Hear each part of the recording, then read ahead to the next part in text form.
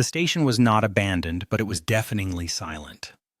Aiko stood on the platform as the late afternoon sun cast long, golden shadows that seemed to stretch just a little too far.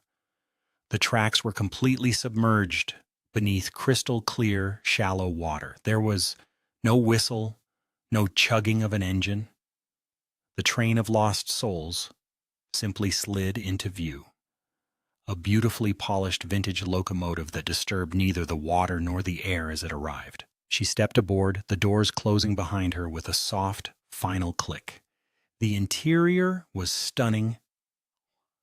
Plush green velvet seats, gleaming brass fittings, and large windows flooding the car with that same heavy, golden light.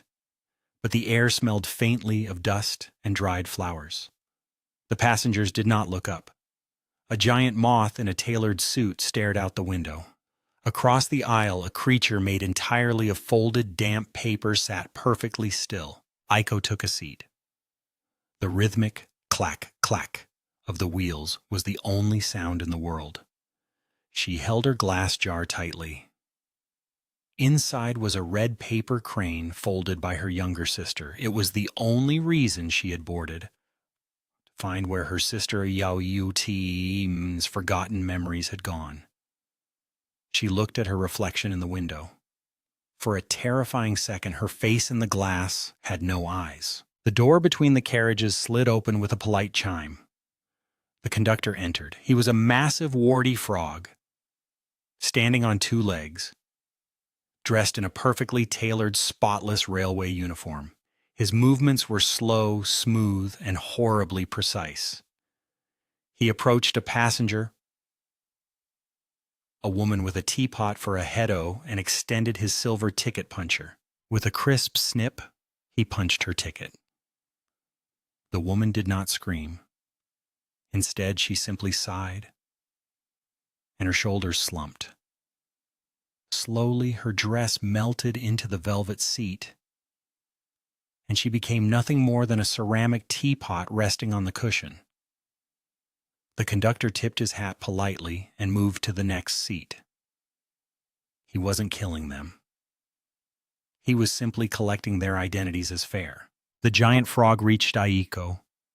He smiled, a wide, damp, unblinking amphibian smile.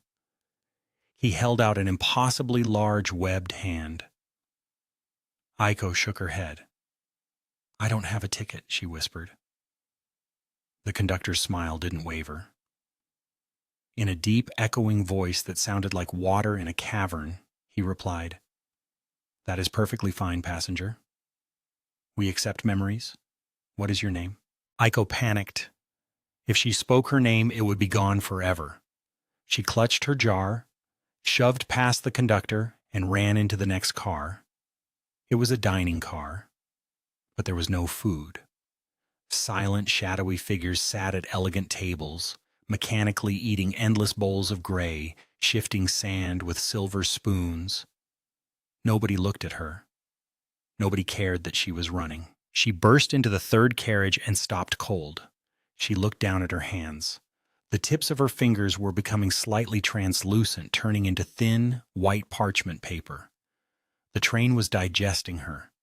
She squeezed her eyes shut and tried to picture her sister's face, but the image was blurring, slipping through her mind like water. Desperate, she looked out the window.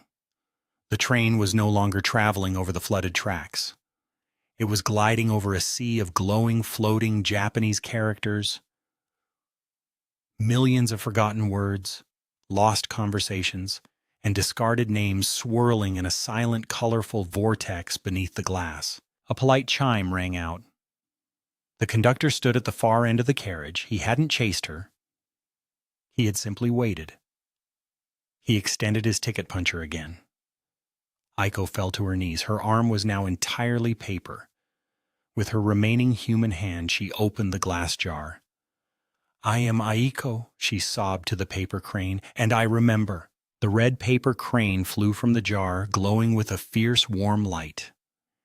It circled Aiko, and as it flew, the paper on her arm slowly melted back into warm flesh. The crane fluttered toward the conductor. landing gently on his ticket puncher. The giant frog stared at it for a long, silent moment. Then, he slowly tipped his hat, lowered the puncher, and stepped aside. The train hissed, finally coming to a halt. The doors opened directly onto the endless shallow mirror of the flooded plains. Aiko stepped off the train, her boots splashing softly in the water. She didn't look back as the train of lost souls silently dissolved into the late afternoon sun. She was alone. She was herself.